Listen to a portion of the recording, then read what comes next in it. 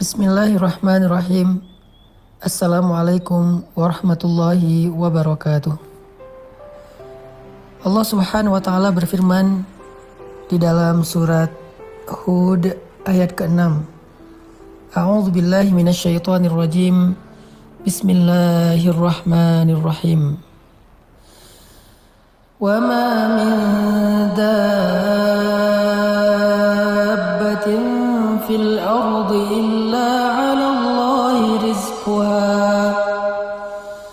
wa ma min dabbatin fil ardi illa 'ala Allahi rizquha wa ya'lamu mustaqarraha wa mustawda'aha kullun fi kitabin mubin.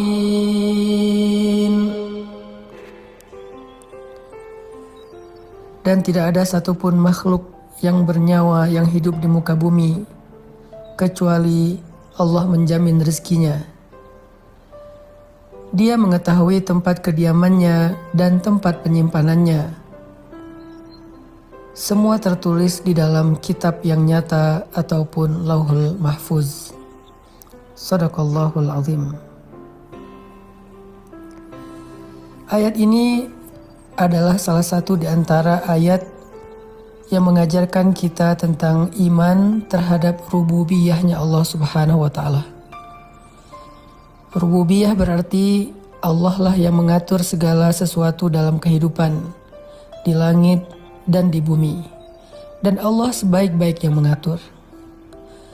Rububiyah berarti Allah lah yang berkehendak dan menentukan segala sesuatu dengan kehendaknya, dan Allah Maha Adil dalam segala ketentuan yang Allah kehendaki. Rububiyah juga berarti Allah lah yang menentukan rezeki untuk setiap hambanya. Allah tidak pernah zalim untuk mengurangi satu butir beras pun dari rezeki bagi hambanya.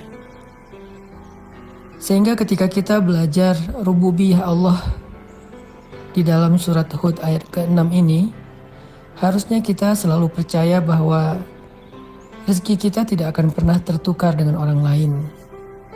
Bahwa setiap manusia, bahkan hamba-hamba Allah, hewan, tumbuhan, apa yang ada di langit dan di bumi, semuanya telah Allah berikan takdir rezekinya. Dan Allah tidak pernah mengurangi hak mereka, apalagi bersikap zalim kepada mereka. Lalu kenapa kita harus bekerja? Sesungguhnya bekerja itu bukanlah karena kita meragukan rezeki dari Allah, tetapi bekerja itu adalah ibadah, menjalankan perintah Allah. Karena Allah Subhanahu wa taala menitipkan kita rezeki di satu tempat, dan Allah menyuruh kita untuk mengambilnya dengan sedikit ikhtiar, dengan sedikit usaha, agar kita belajar menghargai pemberian Allah, agar kita tahu betapa berharganya rezeki yang Allah berikan untuk kita, sehingga dengan demikian kita jadi pandai bersyukur kepada Allah Subhanahu wa taala. Tidak ada satupun di antara makhluk-makhluk Allah yang tertukar rezekinya, sehingga kita tidak perlu merasa iri dengki kepada orang lain, atau juga merasa sombong ketika Allah memberikan kelebihan rezeki kepada kita di antara orang lain. Janganlah kalian merasa iri terhadap apa yang Allah berikan kepada sebagian kalian atas sebagian yang lain, kata Allah. Tidaklah seseorang iri kepada rezeki orang lain, karir orang lain, kehidupan orang lain, kecuali dia ragu terhadap keadilan Allah Subhanahu wa taala. Dia ragu terhadap pengaturan Allah Subhanahu wa taala, atau dia ragu terhadap rububiyah Allah Subhanahu wa taala. Ketika kita yakin terhadap jatah rezeki kita dari Allah, maka buah dari keyakinan itu adalah tuma'ninatul qalb, ketenangan jiwa, rahatun nafs, rehat jiwa. Kita tidak akan merasa khawatir yang berlebihan terhadap rezeki yang sudah Allah tetapkan untuk kita. Orang yang yakin kepada rezeki yang sudah Allah takdirkan, yang sudah Allah tetapkan untuk dirinya, maka dia tidak akan melanggar, Dia tidak akan mencari-cari jalan yang Allah tidak ridho untuk mendapatkan harta yang dia inginkan. Kenapa seseorang mencari harta yang haram? Kenapa seseorang curang dalam timbangan? Kenapa seseorang bersikap zalim? Kenapa seseorang berbohong dan menipu? Kenapa seseorang curang dalam jual beli dan transaksi? Kenapa seseorang korupsi? Itu semua karena mereka ragu dengan jatah rezeki yang sudah Allah tetapkan untuk diri mereka. Seandainya kita yakin bahwa Allah adalah sebaik-baik pemberi rezeki, bahwa Allah gak pernah mencurangi hak kita, bahwa Allah sebaik-baik yang mengatur, bahwa Allah sudah menyediakan bagi setiap hambanya rezeki yang halal sesuai dengan kebutuhan dia, sesuai dengan keadaan hidupnya, maka kita tidak akan mencari-cari jalan yang tidak Allah ridhoi untuk mendapatkan harta-harta yang kita inginkan.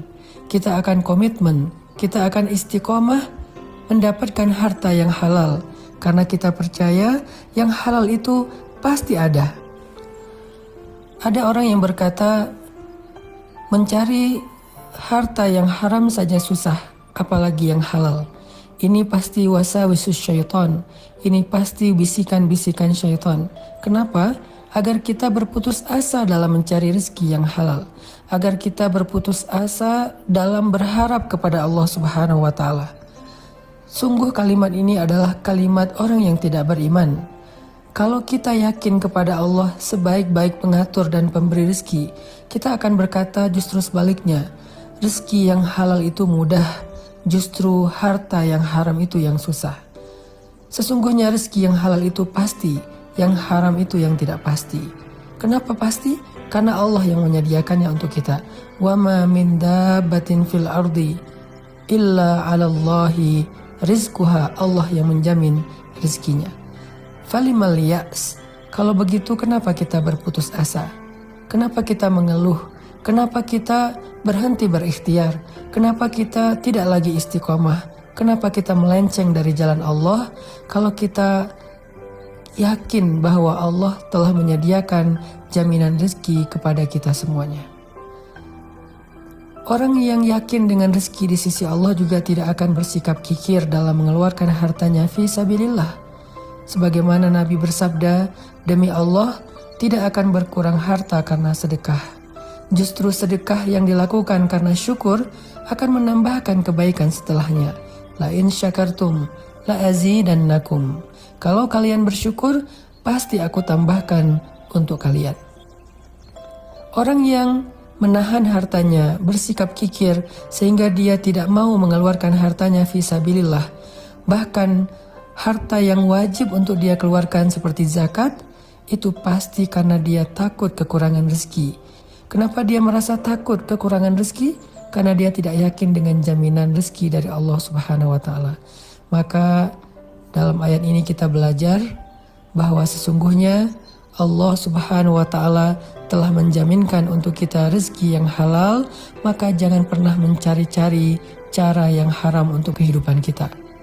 Di dalam ayat ini juga kita belajar bahwa sesungguhnya Allah menjamin dan mengatur kehidupan kita, sehingga jangan sampai kita berputus asa untuk berharap kepada Allah dan berputus asa untuk berikhtiar, bekerja dengan pekerjaan yang baik, mencari rezeki yang sudah Allah tentukan untuk kita. Mari kita belajar dari ayat ini agar kita lebih istiqomah, agar kita lebih tumakninah, dan agar kita semakin kuat bertawakal kepada Allah Subhanahu wa Ta'ala. Barakallahu fikum.